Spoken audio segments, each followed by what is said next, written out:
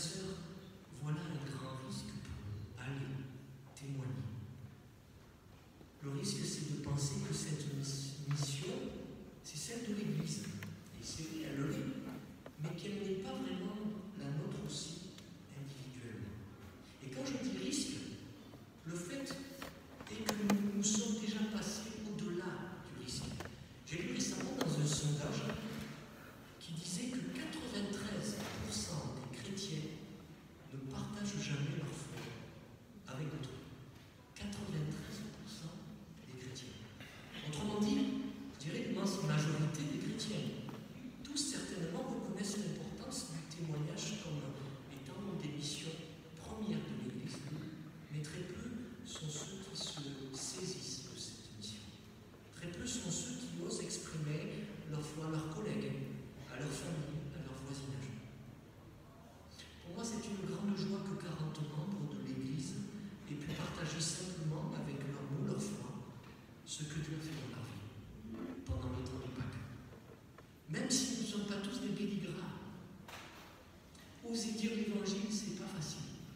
Et j'ai posé la question avec des enfants, peut-être que vous l'avez déjà dit. Je leur ai demandé, est-ce qu'on peut parler de la foi à l'école? Est-ce qu'on peut parler de Jésus à l'école? Mais beaucoup d'enfants, presque la moitié du groupe à qui je parlais, répondent non. Parce qu'en fait, on est dans un lieu public, vous voyez. Ils confondaient le fait que la maîtresse n'avait pas à exprimer sa foi parce qu'elle doit être neutre en tant qu'agent de l'État, et le fait d'avoir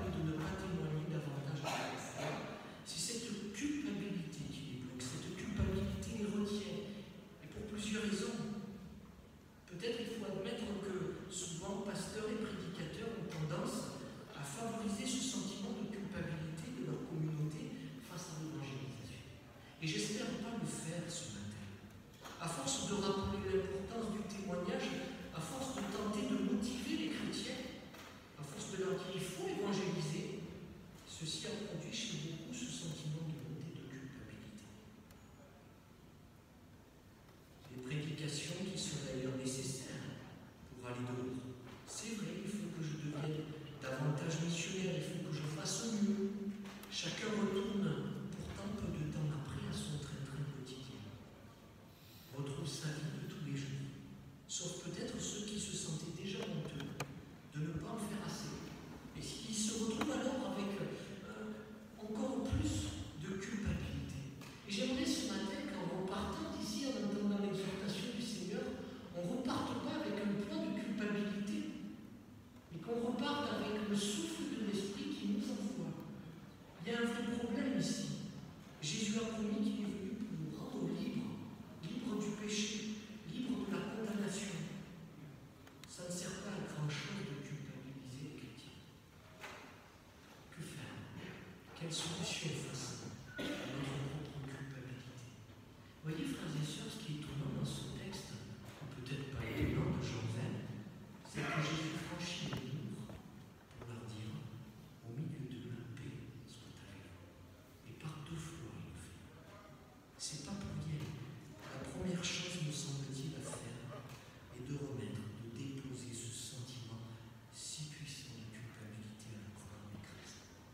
C'est pour ça que j'aime le moment de la grâce, du rappel de grâce le dimanche. Pour me dire, frères et sœurs, mais il n'y a aucune condamnation pour ceux qui sont en Jésus-Christ. Christ veut pour nous, non pas la culpabilité, mais la liberté. Déposer ses sentiments à la croix. Alors mon frère, ma sœur, est-ce qu'il y a des enseignements qui t'ont braqué, qui t'ont bloqué? Est-ce que tu as une incapacité ou des réticences fortes à l'obéissance? Est-ce peut-être un mélange des deux? J'aimerais simplement ce matin t'encourager au fait d'oser t'interpeller, t'interroger, d'oser dialoguer avec le Christ sur ton mouvement intérieur. Oser déposer à la croix ce qui se passe au plus profond de toi, peut-être toutes les barricades. Parce que Jésus désire te donner sa paix, il désire te pardonner, il désire que tu expérimentes la liberté la plus totale pour que tu puisses le suivre. C'est possible, mais pour cela, nous avons besoin de Christ, de sa libération et de l'onction de l'Esprit. Deuxième blocage que je vois, il est très explicite dans ce texte de Jean 20, c'est le manque de confiance en soi. Frères et sœurs, il y a toujours un risque de témoignage. Et les disciples qui sont réunis dans cette chambre ont peur de risquer témoigner parce qu'ils risquent de se faire tuer. Dans le mot témoin est apparenté au mot martyr. C'est martyrium en grec. Ça veut dire que témoigner, il y a un risque. Et bien sûr, c'est très tentant de rester caché, de se taire, de ne pas aller au combat. Et même, vous voyez Thomas qui dit « Ah, je te suivrai jusqu'à la mort ». Et bien, vous voyez, le texte qui suit, il dit « Mais tant que j'aurai pas mis mes mains, mes doigts dans son côté, dans ses mains, en fait, je ne crois pas ». J'imagine que beaucoup d'entre nous peuvent s'identifier à ce sentiment de manque de confiance en soi. Vous savez que même le plus grand des apôtres, l'apôtre Paul, a ressenti ce manque d'assurance. Au Colossiens, il dit ceci. Je lis au chapitre 4. En même temps, priez aussi pour nous, afin que Dieu nous accorde une occasion favorable de prêcher sa parole, d'annoncer le secret de Christ. En effet, c'est pour cela que je suis maintenant en prison. Priez donc pour que je puisse parler de ce secret et le faire clairement connaître, comme je le dois. Aux Éphésiens, il dira, priez aussi pour moi, afin que Dieu m'inspire les mots justes quand je m'exprime, et que je puisse révéler avec assurance le secret de la bonne nouvelle. Bien que je sois maintenant en prison, je suis l'ambassadeur de cette bonne nouvelle. Priez donc pour que j'en parle avec assurance comme je le dois. C'est le moment où il parle des armes du chrétien, des armes spirituelles. Paul était peut-être le plus grand des évangélistes, mais Paul connaissait aussi ses propres faiblesses. Paul a expérimenté le manque d'assurance de son ministère. Il a expérimenté la peur sur la ligne de fond. Mais qu'a fait Paul du coup? Paul a su demander Paul savait qu'il avait besoin de la prière de ses frères et de ses sœurs pour être clair dans son message, mais aussi pour avoir le courage nécessaire d'annoncer l'Évangile. Et ceci, c'était vrai et important pour Paul, mais je crois à combien plus forte raison est-ce vrai pour nous. Demandez la prière. Les disciples étaient barricadés. Il n'y a pas de honte à cela. Reconnaître nos peurs, notre manque de confiance, notre nervosité, peut-être notre anxiété à l'idée de témoigner de notre foi. Qui d'entre nous n'a pas eu peur de parler à son voisin au palier de sa foi en Jésus-Christ?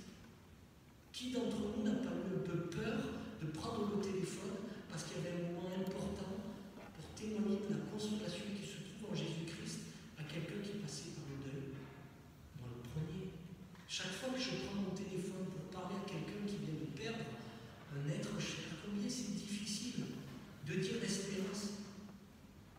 Besoin que le Christ souffle encore sur nous pour nous donner l'assurance dont nous avons besoin. Je voudrais revenir simplement sur ça. Pierre a dit, je te suivrai jusqu'à donner ma vie pour toi. Il a dit à un moment particulier. Et puis après les 3 reniements, qu'est-ce qui s'est passé? Manque de confiance en lui. Finalement, il dira à Christ, je t'aime qu'un petit peu par 3 fois, je t'aime qu'un tout petit peu. Jean 21. C'est Jésus qui lui dira, tu donneras ta vie pour moi. C'est lui qui lui